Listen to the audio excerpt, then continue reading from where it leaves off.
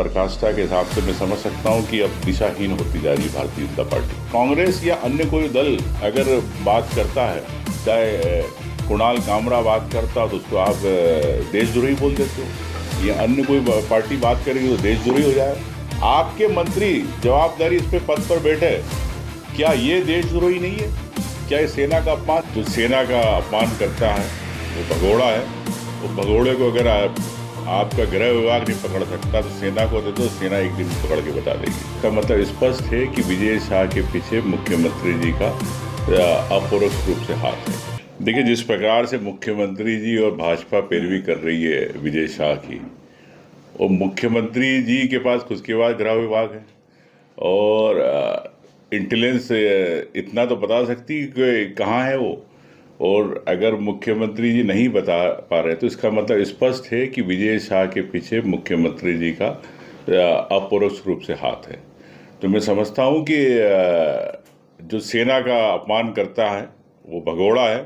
वो भगोड़े को अगर आपका गृह विभाग नहीं पकड़ सकता तो सेना को दे दो, सेना एक दिन पकड़ के बता देगी। ऑफ कोर्स जिसको अगर गैर जमानती इस पे है धाराएं तो निश्चित ठीक है, मैं समझता हूँ कि अग्रिम जमात की, लेकिन जिस प्रकार से आपने देखा कोर्ट का रुख, तो मुझे नहीं लगता कि इसमें कुछ होने वाला है।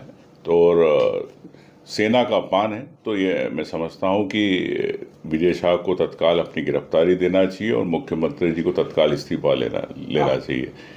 मैं समझता हूँ कि बीजेपी के विधायकों को ट्रेनिंग की आवश्यकता है, मंत्रियों को ट्रेनिंग की आवश्यकता है। तो मैं भारतीय जनता पार्टी से कहूँगा कि इस प्रकार से जो गलतियाँ बार बार कर रहे हैं, या तो आप भारतीय जनता पार्टी इनसे कहलवारी, अगर जिस प्रकार से ये लोग अपमान कर रहे हैं तो क्या एक पूरे जन भावना का अपमान नहीं है, सेना का अपमान नहीं है?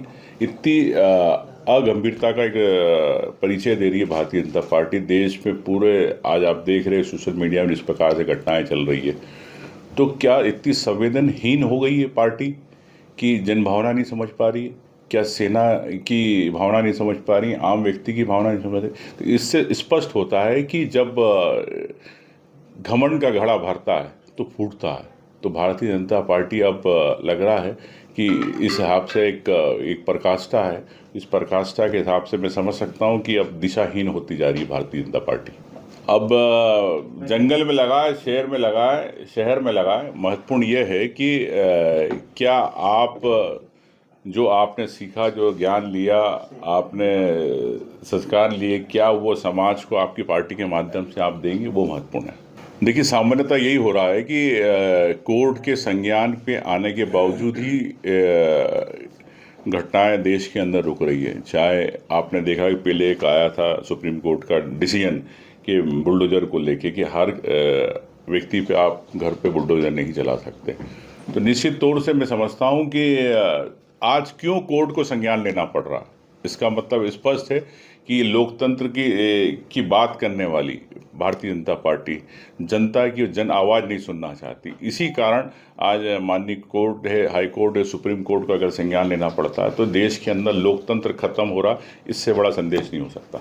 देखिए, मैं समझता हूँ कि भारतीय जनता पार्टी मैंने फिर वही कहा, दिशाहीन हो गई है। छोटे कार्यकर्ताओं पे तो आप कार्रवाई कर रहे हो, लेकिन जो मंत्री में बड़े नेता हैं उन पे आप कार्रवाई नहीं करना चाहते। तो सरकार भ्रष्टाचार को भी बढ़ा रही है और जो अपमान कर रहे हैं सामाजिक रूप से सभी का, उनको भी आप बढ़ावा दे रहे। तो ये कह सकता हूँ कि संस्कारहीन भारतीय जनता पार्टी होती आ रही है। अब देश में जिस प्रकार से स्थितियाँ बनती जा रही है, तो या तो कोर्ट ही अब करा सकती है, क्योंकि विपक्ष की आवाज़ तो खुलेआम दबाई जा रही है। तो कोर्ट अगर आदेश करेगी तो इस्तीफा होगा, मुझे ऐसा लगता है। लेकिन कांग्रेस पार्टी लड़ाई लड़ रही है और एक जन भावना और एक जनता की आवाज़ को हम पहुँचाना। लेकिन भारतीय जनता पार्टी जिस प्रकार से निरंकुश है, तानाशाही है, तो आप देख सकते हैं कि ना उसे सेना की परवाह, ना विपक्ष की परवाह, ना मीडिया की परवाह, न आम व्यक्ति की अभिव्यक्ति की परवाह, न स्वतंत्रता की कोई अभिव्यक्ति इस देश के अंदर खत्म होती जा रही है। ये मैं समझता हूँ कि आप सबके माध्यम से यही कहना चाहता हूँ कि वापस उठो, जागो देश के साथियों, देश एक गलत दिशा में जा रहा है। देखिए, ऐसे कई बयान हैं, चाहे हमारे डिग्गी राजा हो, चाहे अभी आपने राजा पटेरिया जी का बताया कि उन्होंने भी एक बयान दिया था।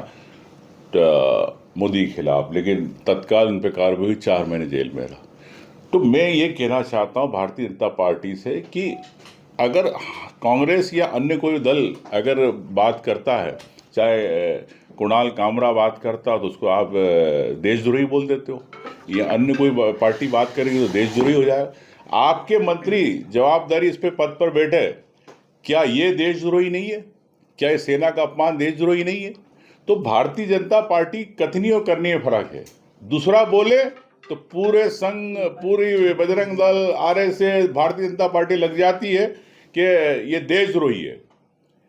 लेकिन जब आपकी पार्टी के लोग इस प्रकार की हरकत करते, सेना का अपमान करते, झूठ बोलते हैं, गलत बयानबाजी करते हैं, गलत टिप्पणी करते हैं, तो आपके लोग देशद्रोही नहीं है, ये भी देशद्रोही है। इन पर तत्काल कार्रवाई होना चाहिए।